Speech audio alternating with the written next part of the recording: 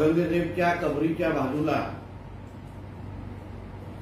2 कबर खोदून घेण्यामध्ये जास्त घाई लागलेली आहे। जेवढा देशाच्या पंतप्रधानांचा अपमान हे करतील तेवढंच जास्त त्या खड्ड्यात स्वतःहून पडण्याचं काम हे दोघं तेवढंच करतील। एका बाजूला संजय राजाराम राऊत आणि संजय राजाराम राऊतचा मालक आणि त्याची मालकीन मुलाला वाचवण्यासाठी दिल्ली दौरे करतात। कुठलाही अटी शर्ती न ठेवता आम्हाला भारतीय जनता पक्षाबरोबर युती करायची आहे अशा मागण्या करतात। मोठ्यातल्या मोठ्या उद्योगपत्यांच्या लग्नाला जाण्याचं पण हेच कारण होतं की कुठल्याही परिस्थितीमध्ये आम्हाला मोदीजींबरोबर परत जायचं आहे आणि दुसऱ्या बाजूला आपल्या पाळलेल्या कुत्र्याच्या माध्यमातून पंतप्रधानांवर आणि भारतीय जनता पक्षावर सातत्याने भुकायला लावतात। मी संजय राजाराम राऊतला सांगेन, त्यांनी अगर त्याचा थोबाड पंतप्रधानांवर टीका करणारं बंद केलं नाही तर त्याच्या मालकाची आणि मालकाच्या मुलाची अशी माहिती महाराष्ट्राच्या समोर दिली जाईल का मग दिवस रात्र औरंगजेबच आठवेल। औरंगजेब बरोबर ज्या औरंगजेबनी हिंदूंची मंदिरं तोडली, हिंदूंचा द्वेष केला,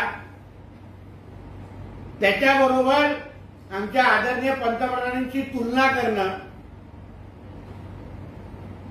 हा समस्त देशभरातल्या प्रत्येक नागरिकाचा अपमान करण्यासारखा आहे। आमच्या पंतप्रधानांच्या 10 वर्षाच्या कारकिर्दीमध्ये जेवढा हिंदू समाजाला मान मिळालेला आहे, जेवढी आमची मंदिरं काँग्रेसच्या काळामध्ये अंधारात टाकली गेली, त्या धार्मिक स्थळांचा विकास आणि धार्मिक स्थळांना अजून महत्व आणण्याचं काम यात आमच्या आदरणीय मोदीजींनी केलंय। 500 वर्षापासून असलेली जी काही हिंदू समाजाची मागणी होती ती राम मंदिराचे निर्माण आणि प्राण प्रतिष्ठान ह्याच आमच्या आदरणीय पंतप्रधानांच्या 10 वर्षामध्ये झालेला आहे। म्हणून 90 किती मारायची ह्याला कधी कधी मर्यादा असते आणि अगर सुपारीबाज असलेला संजय राजाराम राऊतला उद्धव ठाकरेंनी कधीच भारतीय जनता पक्षाबरोबर युती करू नये यासाठी जी काँग्रेसकडून जी सुपारी मिळालेली आहे आणि त्याप्रमाणे भुंकण्याचं काम तो जो दिवस रात्र जो करतोय ना त्याचे परिणाम त्याला लवकरच कळतील। स्वार्थाचं राजकारण हे भारतीय जनता पक्ष आणि पंतप्रधानांनी आयुष्यात केलेलं नाही। ज्या पंतप्रधानांनी या 10 वर्षामध्ये पंतप्रधान असताना स्वतःसाठी एक क्षण पण जगले नाही, प्रत्येक क्षण हे देशासाठी त्यांनी दिलेला आहे, दिवस रात्र एक केलेला आहे आणि स्वार्थाचं दुसरं नाव हे उद्धव ठाकरे आहे।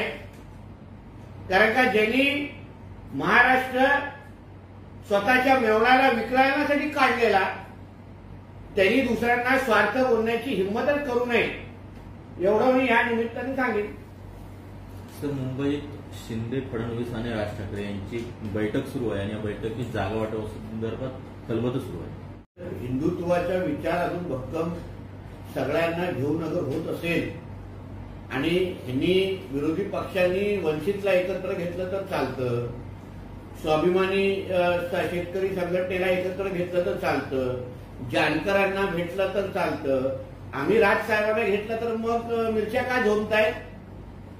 तुम्हाला किती तुम्ही 100 मित्र घेतले तर तुम्हाला चालतात, पण आम्ही अगर हिंदुत्वाच्या नावाने अगर विषय अगर भक्कम होत असेल, कारण राजसाहेब ठाकरे हे पण मूळ हिंदुत्ववादी आहेत आणि हिंदुत्ववादी विचाराचे लोक एकत्र येऊन अगर हिंदू राष्ट्राला अजून भक्क करत असतील तर त्याच्यामध्ये कोणाला मिरच्या लागण्याचं कारण नाही.